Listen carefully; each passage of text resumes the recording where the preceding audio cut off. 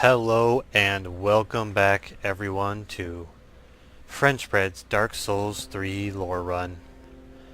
I am French Bread, or Chris if you prefer, and well, I guess Ronnie here is just meditating on the future beatdown she's going to be given to Lothric once we catch up to him. So, last we left off, we had completely trashed the Dragon Slayer armor once we had learned the important lesson of never bringing friends along with you to an important battle. So I think the best first order of business would be for us to read the items we get off of the Dragon Slayer armor, starting with his soul. Soul of the Dragon Slayer armor. The Dragon Slayer armor, controlled by the Pilgrim Butterfly, lost its master long ago, but still remembers their sporting hunts. Okay. Before I say anything about that, let's check out what we can transpose. Aha, thou returned, and a fine day it is. So, We sure did happen upon some Ludlith. First thing we can do is the Dragon Slayer Great Axe. Melted iron great axe that once formed part of the Dragon Slayer armor. Thickly imbued with the power of lightning, use skill to draw upon the teachings used to slay the archdragons. And it has the ability to do Falling Bolt. Sounds pretty awesome, and definitely sounds like this is an old school Dragon Slayer. This isn't a recent one. This is a Dragon Slayer that had hunted the archdragons, which lends credence to people theorizing about possible connections to Ornstein. I am of course referring to EMB there. I'm not 100% convinced. I'm sure there could have been other dudes with similar armor out there, but it's definitely a theory. And we also have access to the Dragon Slayer Great Shield. Melted iron shield that once formed part of the Dragon Slayer armor. The shield offers high protection to lightning, which the Dragon Slayer commands as his own, and its skill has faint echoes of the Dragon Slayer's own fighting style. So, with regards to the Dragon Slayer itself, or himself, or herself, or whatever it was, it's hard to determine whether or not it isn't just some kind of golem, given that it's referred to as armor, or if there was at one point a person in there. But the having the power of lightning that he commanded on his own, that's very much an Ornstein thing. Lots of stuff can use lightning, I suppose, but it was primarily Gwyn and Ornstein and Solaire, I suppose, who were the lightning users in Dark Souls 1. And the faint echoes of his own style. I guess that's where this is divergent, in that Ornstein certainly never used a shield. But then again, I gotta tell you, some of those shield bashes come out so fast that it may as well be an Ornstein charge. I don't know. Take what you want from it. I kind of lean towards it not having been Ornstein, but I certainly couldn't say one way or the other.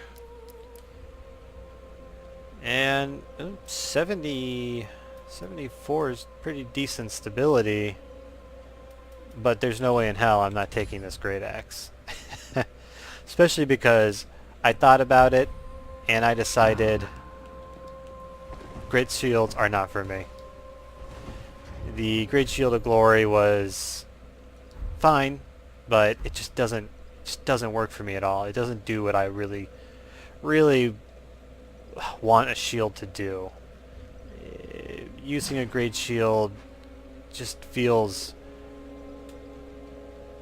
It either feels like I'm being extremely passive, which I don't like, or it feels like I'm just rolling around and not even making use of the great shield, and so to that end it's just a bunch of extra weight for no reason. So I might have been able to bend myself to doing a strength build, but I cannot get myself to do a great shield build. Sorry. Okay.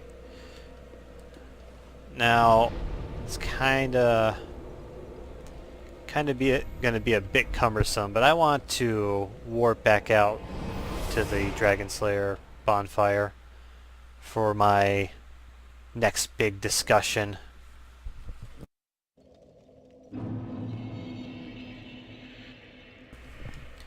So, super important, super fascinating point is that the Dragon Slayer armor was being controlled by the Pilgrim Butterfly, which I have to believe, well, couldn't be anything else other than these, I guess you could call them butterfly-like creatures flying around the place.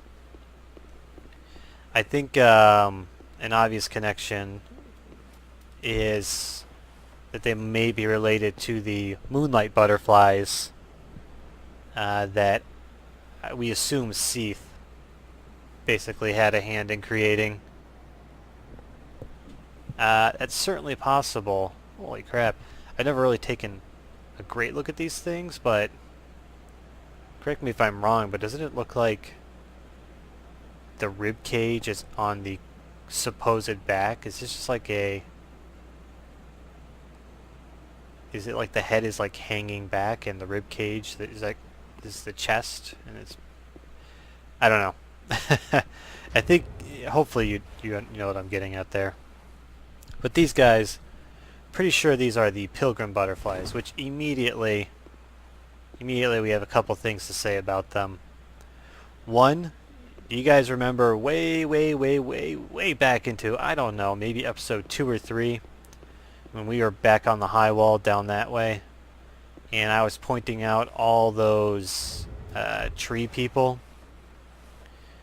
Well, correct me if I'm wrong, but isn't there a striking similarity between similarity between some of these Pilgrim Butterflies and the shape of the branches on some of those tree people? I think that those trees were either A, people in the process of becoming Pilgrim Butterflies, or B, kind of macabre artwork made in reverence of the Pilgrim Butterflies. And most of the trees seem to be facing up towards the main castle. So I think that's part of what's going on here. And another thing I think may be going on here is it feels like a pretty good shot that these Pilgrim Butterflies are also the angels described in the Winged Knight's gear and armor set, in which case they have a connection to Heavenly Child Gertrude, and the worship of them was seen as heretical. And one more point to make. Pilgrim Butterfly. Pilgrim of Londor? We know that the Pilgrims of Londor have large shells or stones on their back, and we can see almost tree-like, root-like growths emerging from beneath them. And if we think back to... I can do one better than just thinking. If we think back to the cleric set,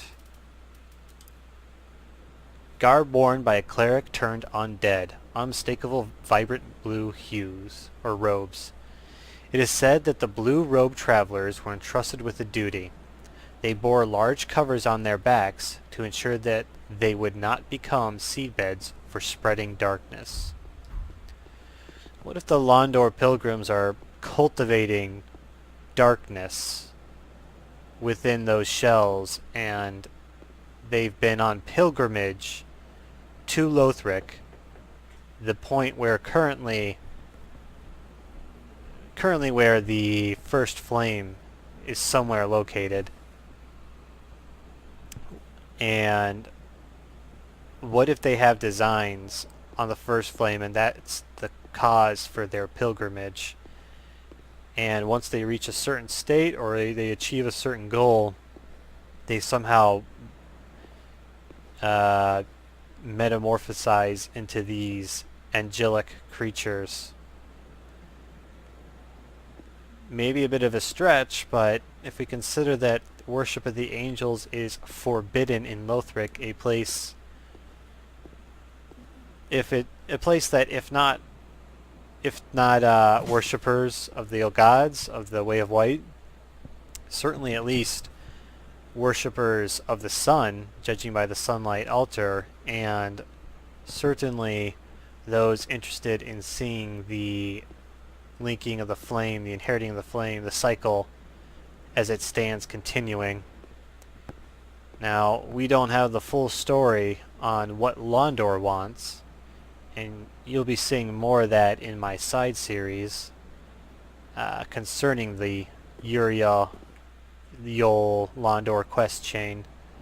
But what if at some point the pilgrims, agents of Londor in the form of these angels, had already begun to infiltrate the upper kingdom of Lothric and helped precipitate the ruinous state that it's currently in?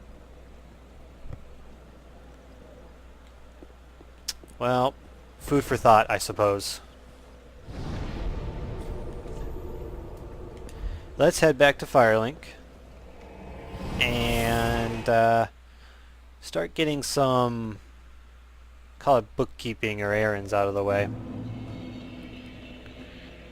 In order to see all the future events and things we can, we're going to need to start buying sorceries from Orbeck and miracles from Arena. So let's start with Orbeck here. Back again, I see. I suppose this means you're after sorceries. We sure are, buddy. We're just gonna go down the line, snapping them all up.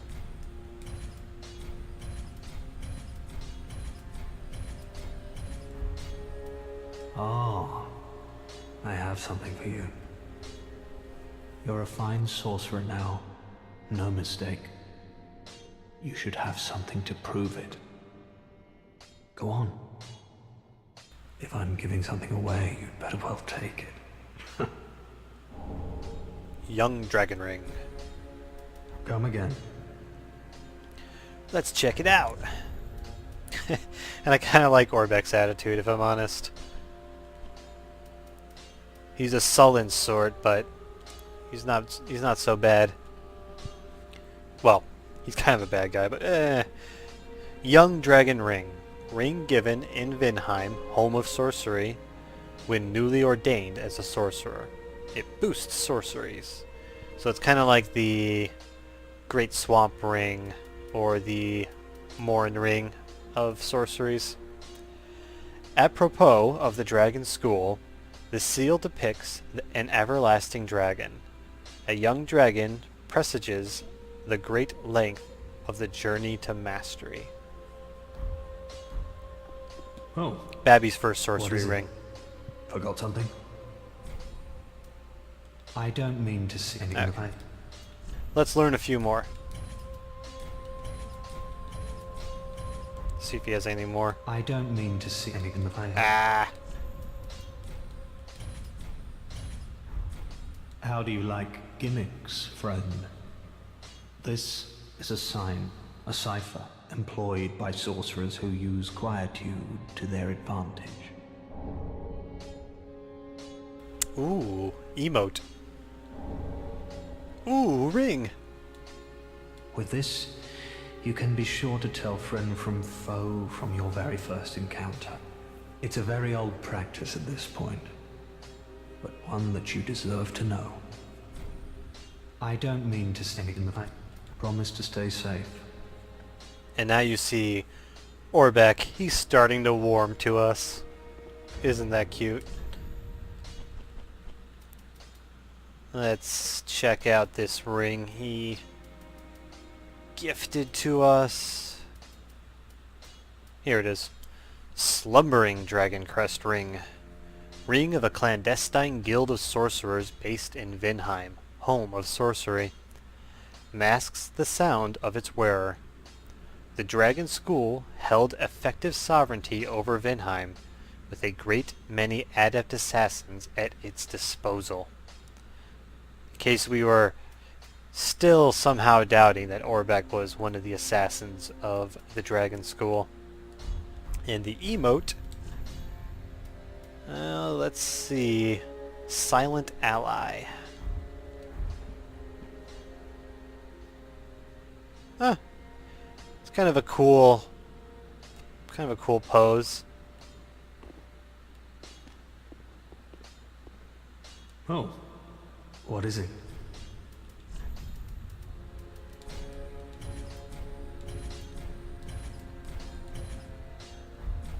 I don't mean to sting in the fire. Promise to... Alright. I think he still has more for us in the future, but we're going to have to get our final scroll before we get to look into that. Oh, Champion of Ash, welcome back.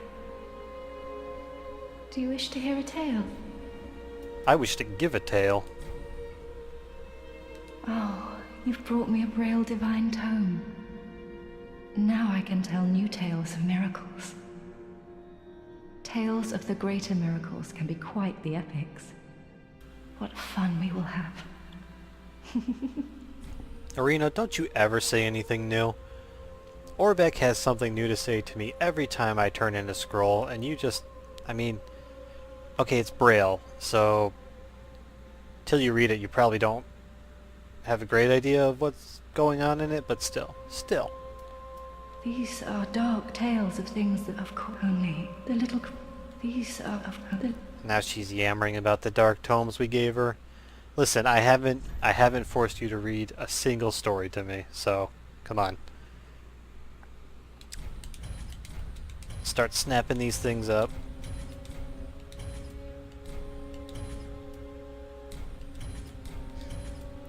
Blessed weapon, eh? Miracle taught to Lothric Knights. Bless's right weapon, increasing attack power as well as gradually restoring HP. The Knight is one of the 3 pillars of Lothric, said to have strengthened ties with the High Priestess after the Scholars acquired the Grand Archives. So, man, again, you know, since we're back in Lothric, no surprise, but call it back to something I referred to a long time ago about the Knights having perhaps a stronger relationship with the Priestess pillar than they did with the Scholars, given that they have so many arms and armors blessed by the Priestess and not pretty much no coordination with the Scholars. They exist in the archives, they still defend the archives, but clearly they did so more out of duty than preference. And it's interesting that the Scholars acquired the Grand Archives. As if, were the archives not always there, or were they not open to the Scholars? It doesn't make a lot of sense that they wouldn't be, but hey, what do I know? We also got Magic Barrier. Miracle of Clerics who wield weapons. Increases magic damage absorption by covering the body in a white protective coating. There was a short period in history where clerics and sorcerers opposed one another. Thus, it became necessary for even simple clerics to have a means of opposing magic.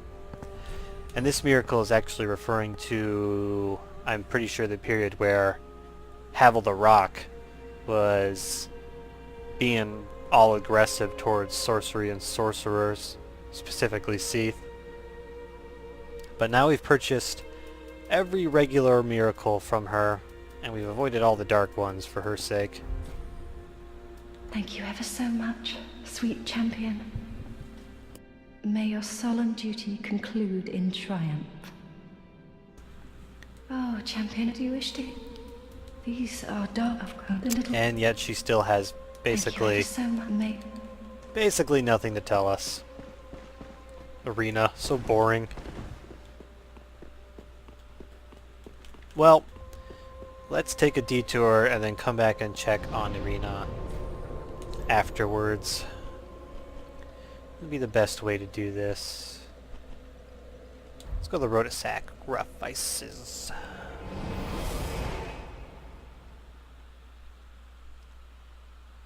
Now, hopefully I didn't mess this up. We'll know soon enough. But we're gonna have to return to where we first met our frenemy, Egon.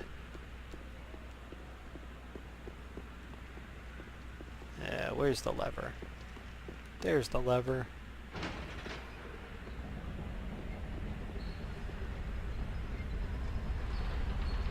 This is one of those things that...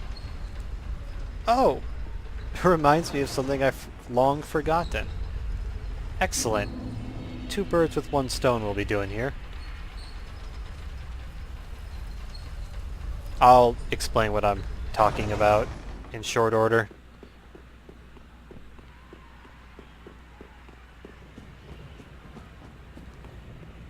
Oh shit! Is that... Egon? Devil Bro? Morn's great hammer and moaning shield. We find Egon quite dead in the cell that once held Arena. What the heck happened to him?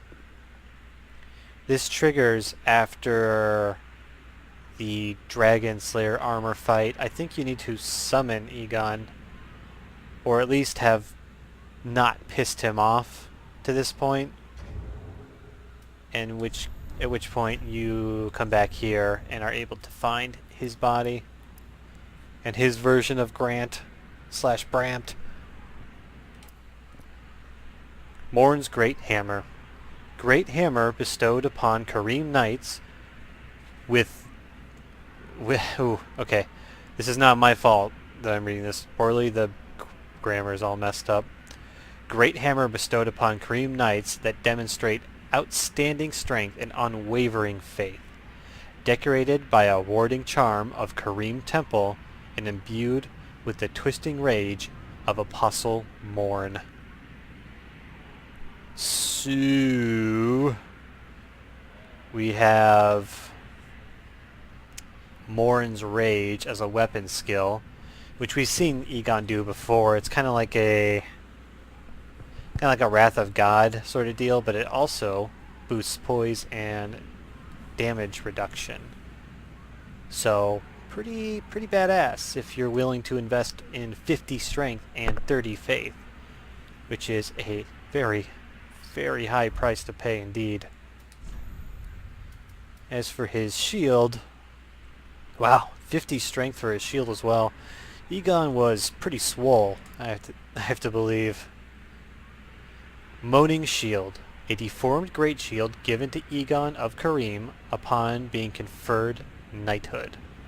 The giant woman's face that protects Egon is that of his sister, some years his senior, and it has the weapon skill of Moan. Offer a gentle prayer to the shield, causing the woman's face to give out a low moan and attract enemies. It's kind of a true tanking shield. I wonder if that works in Dark Souls 3. There was a item like that in Dark Souls 2, Red Eye Ring or something, but at the time I originally played that game, the Red Eye Ring very definitively did not do what it was supposed to. It did nothing. They may have fixed that later, but at the time it was quite useless, if quite badass. Looked great. Let us also travel. Honestly, we were so close, I probably didn't even need to do this, but let's go to the cliff underside, because I forgot about something that I arranged to happen a long time ago.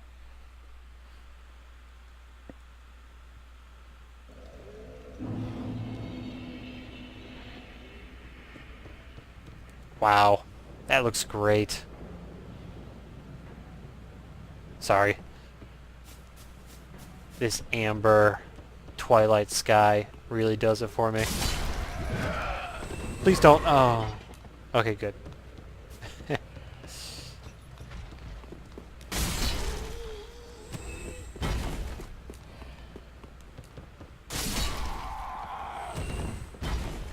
Oh ho! Sitting beside Cornix's cell is his garb and the spotted whip. The reason we have acquired this is way back when we fought the old Demon King. We brought Cuculus of the Great Swamp along with us, and we made sure she survived, because after you defeat the Demon King, with Cuculus still alive at the end, her body will show up here besides Cornix's old cell. She must have once have been a student of his that had been searching for him, but sadly found only the empty cell, and she expired, I presume, soon after. Here we go. Cornix's garb. Attire of Cornix, pyromancer of the Great Swamp. In the Great Swamp, it was customary to adorn oneself with the articles of nature. Cornix favored the use of raven feathers. Ravens are said to have once been firelink messengers, guiding the undead to the land of ancient gods. True facts. They certainly did. He's got bronze ornamentation to ward off evil spirits. Where are Cornix's feet? I don't know what they look like. Shit. Ah, here, his skirt. Long skirt emulates those worn by witches, who are the forebears of pyromancy. A lot of symbolic garb and teachings and practices with the pyromancers. They're very much kind of an in-between of sorcerers and clerics. Great view here, by the way. Alright. Now that we've gathered up that stuff, let's go back to the shrine.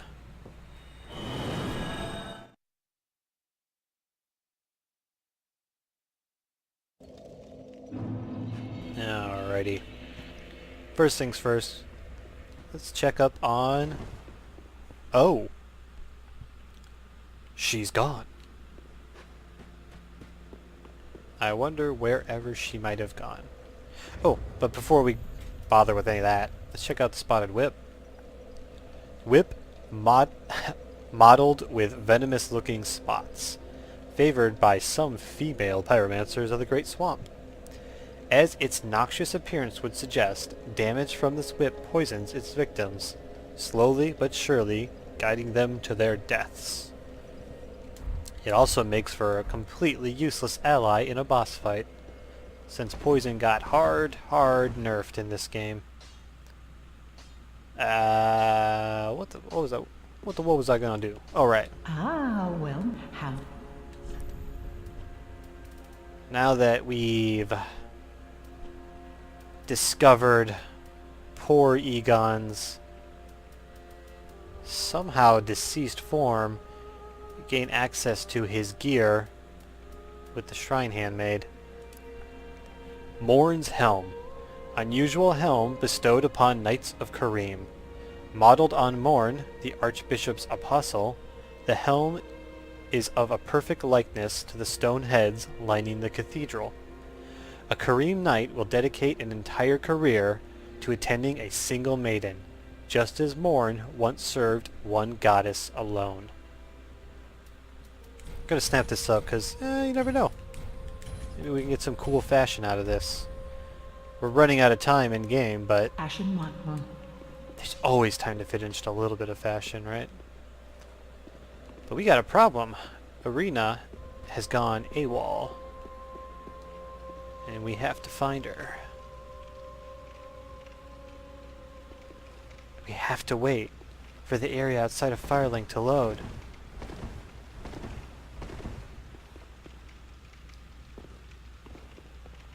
It takes its time. There we go. Huh. Ha ha ha ha ha ha ha. Point of order.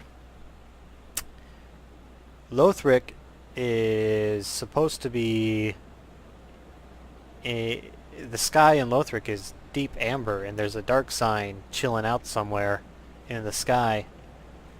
Why is it at Firelink we still have this gray sky, cloudy business? What's real? What's not real?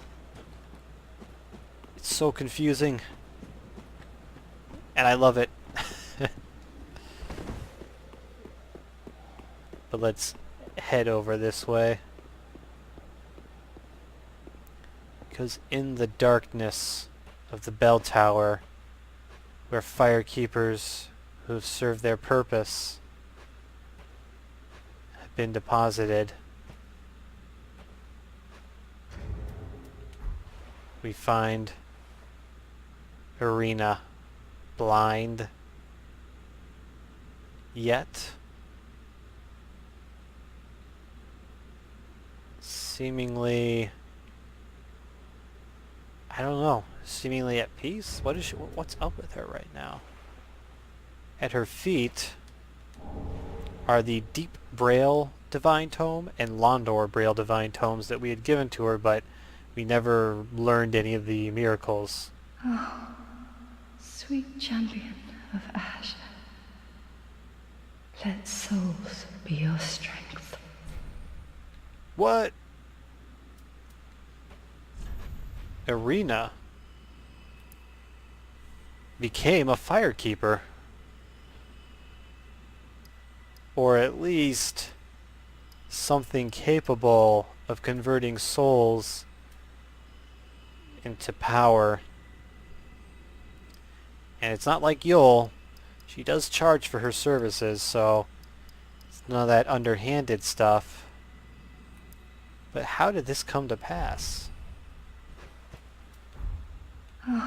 Ah, please, I just want to get rid of this message. There we go. She doesn't really have anything to say to us either. Let's... When we leave, nothing. She just sits here in her creepy firekeeper pit of death, waiting for us to come and utilize her services. What exactly caused Arena, someone who had been a failure, she couldn't even become a firekeeper, why is she suddenly able to manage this task? And why is Egon found dead in a cell? Could Arena have had anything to do with it? We're gonna talk more about that in my side series, I'm afraid. It doesn't impact the bigger picture here, but it is interesting, and we'll certainly get to it at that point.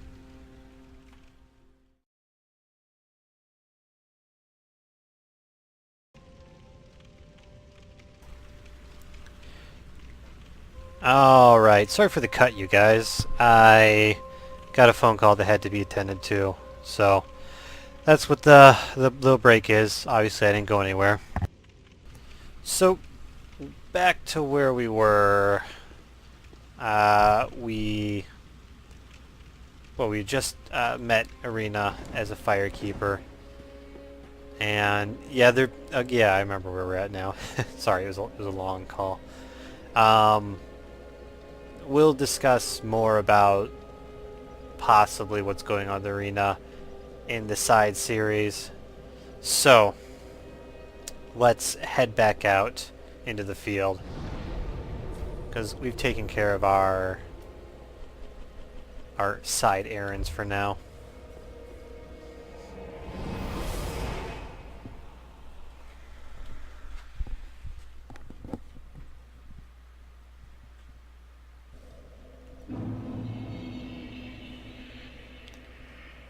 Alrighty. Now, I know we've spent the entire episode with the Grand Archives looking us in the face, but we're not quite ready to go in. First, I want to check out these fascinating statues. So here, we have a guy who looks like he's covered in something. You could say maybe slime or something, but I would wager roots. Like tree-like roots. And the reason I do so is because next to him, holy shit, we've got a statue that has the unmistakable face of a primordial serpent. We met serpents Frampt and Kath in Dark Souls 1. They were kind of shady behind the scenes guys who were trying to arrange either for the chosen undead to sacrifice themselves to link the fire, as was the case for Kingseeker Frampt, or to forsake the fire and become a Dark Lord in the case of Darkstalker Kath. And here we see statues of one of them, presumably, sitting on the bridge leading to the Grand Archives. We'll have to keep that in mind and speculate as to who it might be and why they might be immortalized here in statue form. At the entrance here, we've got a serene female figure and a kingly male figure. I wonder if this is supposed to be representative of King and Queen Lothric.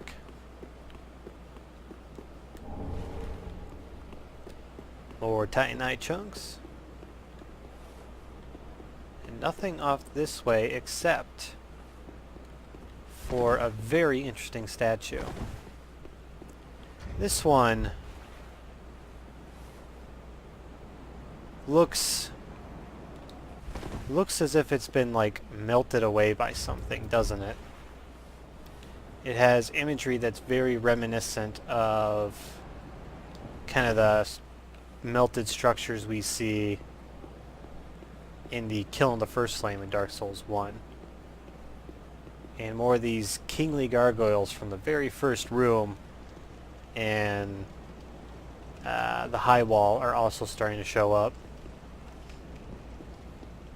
You would not believe, I couldn't believe, by the way, the first, I think 2 times I went through the game, I did not notice these bloody primordial serpent statues. I didn't really start paying attention, I guess, to all the environmental details and lore tidbits until the 3rd playthrough, I guess. Oh, and by the way, in my opinion, just a guess, I'm thinking maybe this statue right here might represent Aldea, the Scholar of the First Sin from Dark Souls 2. Up here, we have a shortcut to B, but we'll have to ignore it for now. And sitting here at the front gate to the archives must be Black Hand Goddard. Except now we can see he's got katanas at his waist. Even though we picked up twin swords that were straight swords. I think this is just a goof up on From's part. I think he was probably supposed to have had... Holy shit, did he just... This fucker's blinking. Holy shit, that's creepy. Oh wow. He's clearly not alive and not something we can interact with, but this dog is alive. This dude is alive. Holy shit. Sorry. Look, I'm discovering new things every day. Let's take a look at the key we got from him as well as the weapon. Grand Archives Key. Key to the main entrance of the Grand Archives of Lothric.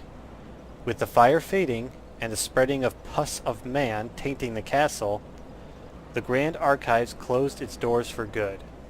Today, only a few keys remain. This one likely belonged to Gotthard, one of the king's black hands who fled the castle. So, once things started to turn sideways, the Grand Archives basically locked up their doors and huddled inside, I guess trying to avoid the danger. Gotthard Twin Swords. The hunters, known as the King's Black Hands, wielded paired weapons. These belonged to Gotthard, who fled the castle. Gotthard rose quickly through the knighthood, no surprise to those who have witnessed his swordsmanship. As Dex weapon. This is Dex weapon, can't use. Dex weapon or quality weapon? One of those.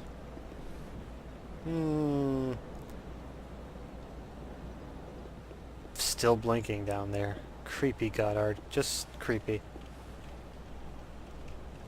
I know we've probably started to run low on time, but let's go forward anyway.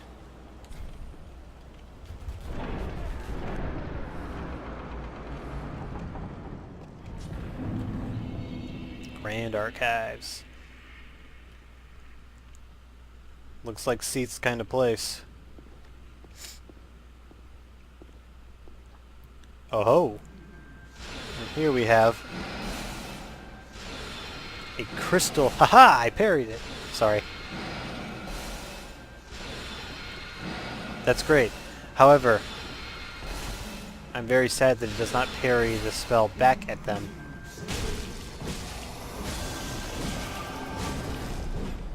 Alrighty. So that sage is still around, but there you go. The second of the Crystal Sage twins. Looks like they're higher up on that bridge or something. But the second of the Crystal Sage twins is exactly where we might expect them to be in the Grand Archives. Being jerks.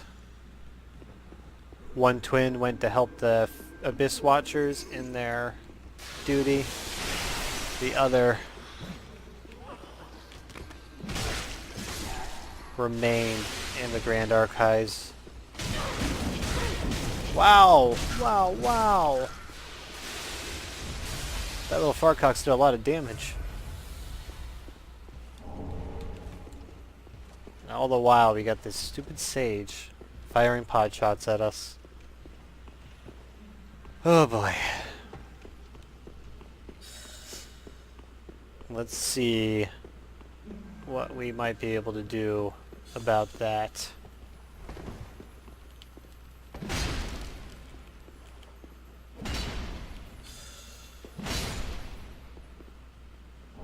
Crystal Gem and Twinkling Titanite.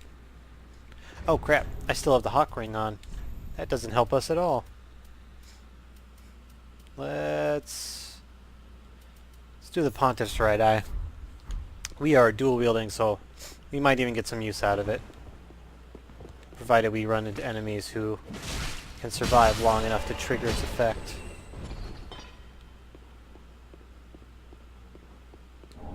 Soul of a Crestfallen Knight. This is actually a very cool area. Kind of irritating, like any archives should be, I suppose. But still, exceptionally cool looking. Yeah, we see you. And over here, we've got some unusual unusual individuals who look as if they've covered their heads in wax, presumably through this large pool of wax sitting on display, with a rather impressive pile of books to the side, and the statues of who I think is Aldea, and who I think is ostensibly probably Frampt, if we consider the fact that the people of Lothric, or the royals of Lothric, are all in for the continue the fire thing. But subversively, it may also be Kath. I mean, there's no difference until you decide there's one, right? You can see that these guys are wielding candlesticks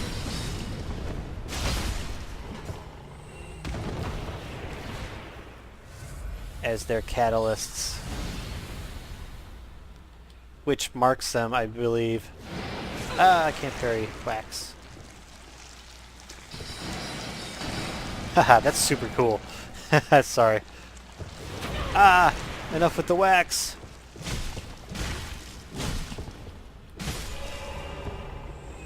It's hard to tell since we're already wearing white, but we were very much covered in wax there. But like I was saying, those candlesticks actually help us identify these guys as most likely having been the scholars themselves. Their garb is actually somewhat vaguely similar to Pontiff Sullivan's, so you might be able to draw a connection there. Personally, I don't really think there is, but I felt like it would feel like that's worth bringing up anyway. Lothric Knights.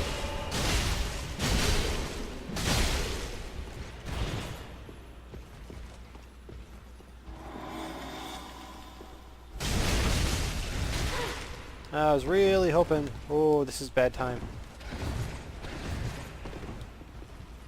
Just enchanted his weapon with crystal magic weapon. Pretty impressive. He's a scholar-endorsed Lothric Knight.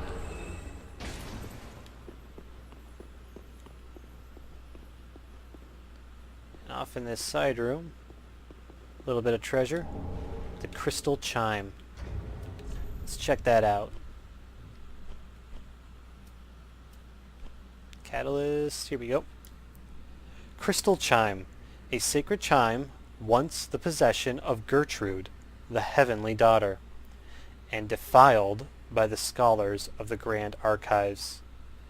The power of crystals granted the scholars a degree of success. In this case, their work enabled this chime to be suitable for casting both miracles and sorceries. So here's our second reference to Gertrude, the Heavenly Daughter, who had some connection with the angels.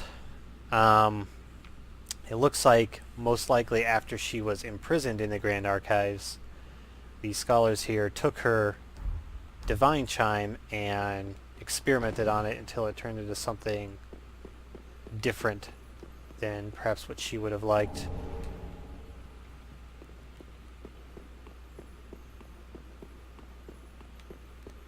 Alrighty. Guys, I think we're running about as long as we probably should for this episode. This is a pretty decent stopping point. So I think I am going to call it here, and as always, thanks for watching. Hope you'll join me the next time when I hopefully finish exploring the bulk of the Grand Archives, swat that pesky sage, and it'll draw ever closer to the end of the game.